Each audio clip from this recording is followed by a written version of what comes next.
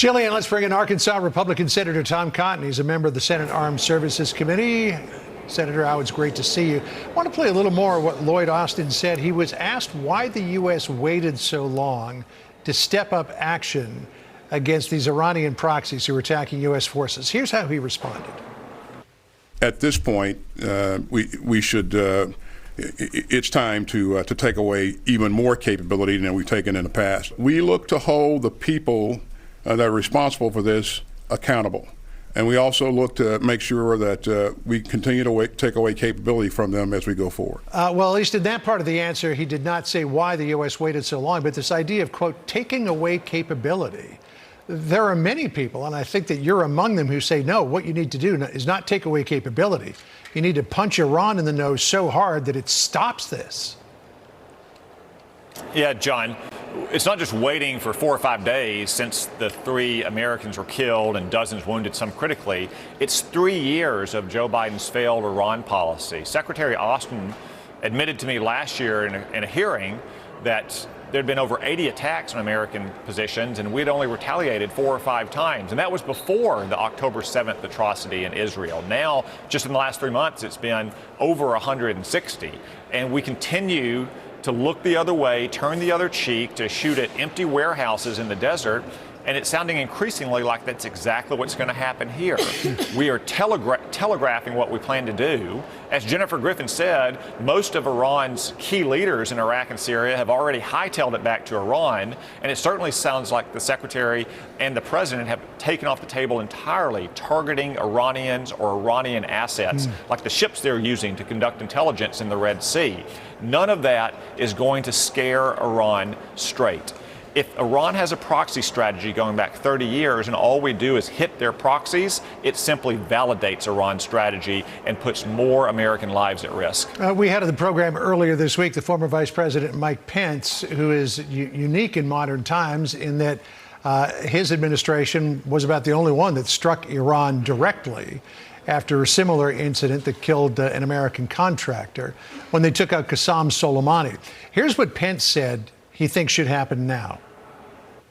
My hope is that what President Biden has approved here is not striking more militia bases as they've done in the past in Syria or in Iraq, but actually to take this fight directly to Iranian forces. And frankly, I think the time has come for them to strike oil or military infrastructure in Iran. But what we hear from the Biden administration, we don't seek war with Iran, we don't want to escalate, we don't want to broaden this war. It sounds like they're scared to death to do that. Well, they are scared to death, and Joe Biden's been scared to death since the moment he took office. That's why we saw the fiasco in Afghanistan in 2021, why Vladimir Putin thought he could get away with invading Ukraine, and now why Iran thinks it can just keep shooting rockets and missiles and drones at our troops throughout the region. You know, they talk about they have to go through with exquisite care to identify whether Iran knew about this or that attack. Iran has been training and arming and equipping and advising all of these militias and terrorist groups for years. Who cares if they knew about this specific attack? They're responsible for what you see in Jordan that killed our troops, what you see with Yemeni outlaws shooting missiles at one of our naval ships last night. Frankly, what you saw on October 7th. When Hamas committed its atrocity against Israel, Iran is responsible for all of these things. And unless we take action like Donald Trump did against Qasem Soleimani in 2020, or Ronald Reagan did when he sank half of Iran's Navy in 1988, these attacks will continue. I want to ask you quickly, Senator, about the Senate hearing yesterday with the big tech CEOs. When Mark Zuckerberg said this about the potential for social media to cause mental harm to young people, listen to what he said. Mental health is a complex issue, and the existing body of scientific work has not shown a causal link between using social media and young people having worse mental health outcomes. You know, our Martha McCallum heard that and thought that it reminded her an awful lot of this moment in Congress some 3 decades ago. Listen here. There is no justification for the FDA to regulate cigarettes as a drug. We have looked at the data, and the data that we have been able to see has all been statistical data that has not convinced me that smoking causes death. Addiction involves 3 different criteria. They are intoxication, physical dependence, and tolerance. And to my knowledge, there is no evidence that nicotine or cigarette smoking plays in any of these definitions. So that moment from 1994 turned out to be BS. Did you get the sense that that's what the CEOs of these big tech companies were pushing yesterday, too? Well, John, I just use common sense. If you look at the prevalence of mental health challenges with America's youth, especially young girls, it spikes about 10 or 12 years ago.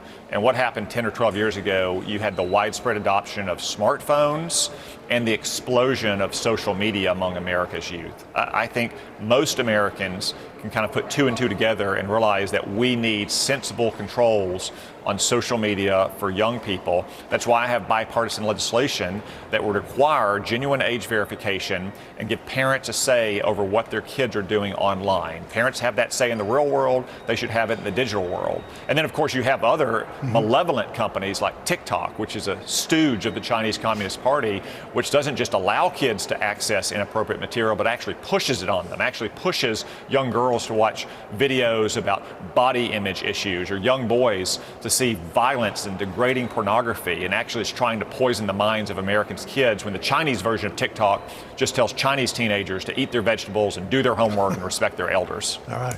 Senator Tom Cotton of the great state of Arkansas, good to catch up with you. Thanks for joining us. Appreciate it.